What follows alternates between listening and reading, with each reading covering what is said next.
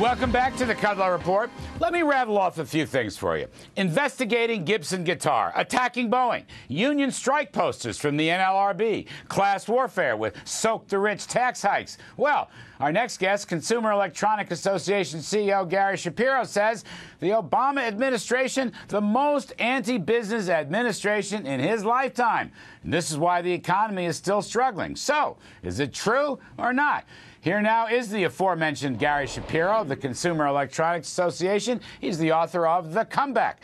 Also with us, we have some heavy lumber. CNBC contributors Robert Johnson, founder and CEO of RJL Companies, and former Governor Howard Dean of the great state of Vermont, former Democratic National Committee chair as well. Gary Shapiro, let me begin with you. What's your case against the Obama administration? Well, we have 219 proposed rules, which will cost each over $100 million apiece. We have an attack on iconic American brands. You mentioned Boeing, Gibson, also Google. You have the union agenda being played out. You have tax uncertainty. You have so many different actions that are designed to basically freeze business from making hires. What does your members say in your Consumer Electronics Association? I think in 2008 they were pro-Obama. Are they turning because of the overregulation and taxing you're talking about? Well, we have 2,000 innovative technology companies, and we did do a straw poll, and they were pro-Obama in 2008. But if you ask them now, I doubt you would get the same response. In fact, as I go around the country, it's tough to talk to a business owner who believes that President Obama's a nice guy. They believe that, but they don't believe he has a head for business. And certainly he's put people in agencies and regulatory bodies that are clearly have an axe to grind. They don't care about business or the consequences of the rules they're proposing. All right, so Howard Dean, welcome back. Gary makes some pretty strong points, doesn't he, Howard? Well, first of all, I don't think President Obama is against business. I believe he understands, as most people in politics in both parties understand, that business creates jobs and we need jobs.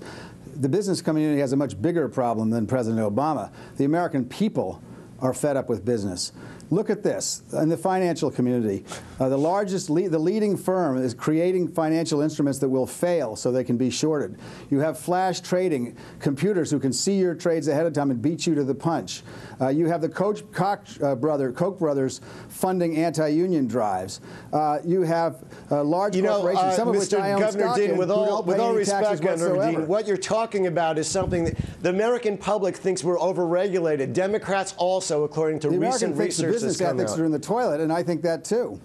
Look, business ethics, that's the issue. Robert Johnson, let me go to you. I mean, is there a war against banks? Is there a war against Boeing? Is there a war against Gibson guitar? Is there a war against success and entrepreneurship with these soak-the-rich tax hikes? I appeal to your better instincts, Bob Johnson. What's going on here? Yeah, thanks, Larry. No, it's not a war. I think that's it's two ships passing in the night. We're not talking to each other, and I think the administration owes it to talk to business people more, to get a better understanding of what our needs are to get this economy growing. I totally disagree with Howard that the community, that consumers have turned on business, and I disagree with Gary that Obama is the worst president for business ever. I think there's a lack of communications that can be resolved by listening to business. Gary, let me come back to you. Why doesn't President Obama try to change this, okay? I don't agree with Howard that consumers are turning against business and banks. They work in businesses, they work in banks. But why is there no woodshed in the Obama Oval Office? Let's take the National Labor Relations Board going after Boeing. Let's take the folks who are going after Gibson guitar because they imported the wrong kind of wood.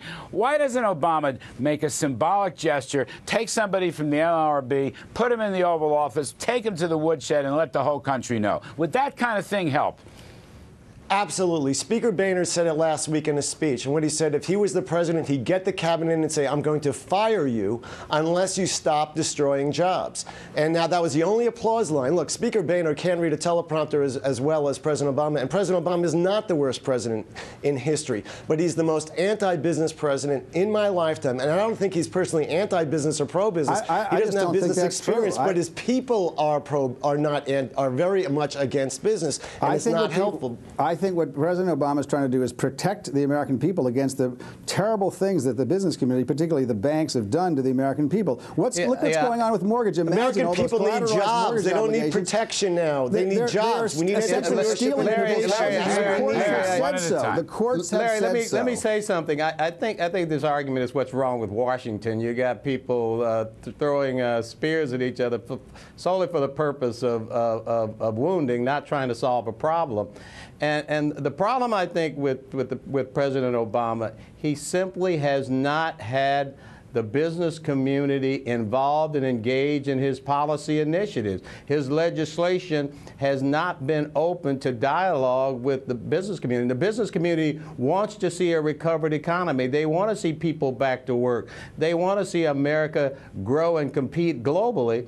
But unless we're at the table having absolute input in how this country is going to develop economically, we're going to sit on our hands and frankly, sit on our cash. But Bob, you've got the largest corporation every in America, industry, every Jeff company chairing is now hiring the lawyers. president's That's effort what they're here. doing. I think they are at the table. I think the problem, Governor Dean, in all honesty, yes, Jeff Immelt from GE and other big business people are on committees and they're at the table. But you know what's missing, Howard? Small business. I agree with. I don't think President Obama has any feel. And he has this sense that a temporary tax credit is going to work. He doesn't have a sense about business. You know, when you look at the surveys from the small business people, they're saying their community banks, the smaller banks, will not give them loans because the Dodd-Frank bill is over-regulating. And they are furious at the symbolism of the National Labor Relations Board, Howard, going after Boeing for no good reason. Larry, is, Larry, that the small business community suffered under both parties for years. Everybody talks about small business in Washington. Nobody ever does anything about it. Why? Because they're not the ones writing the big checks. I agree with you. Small business creates between 60 and 80% of all the new jobs in America.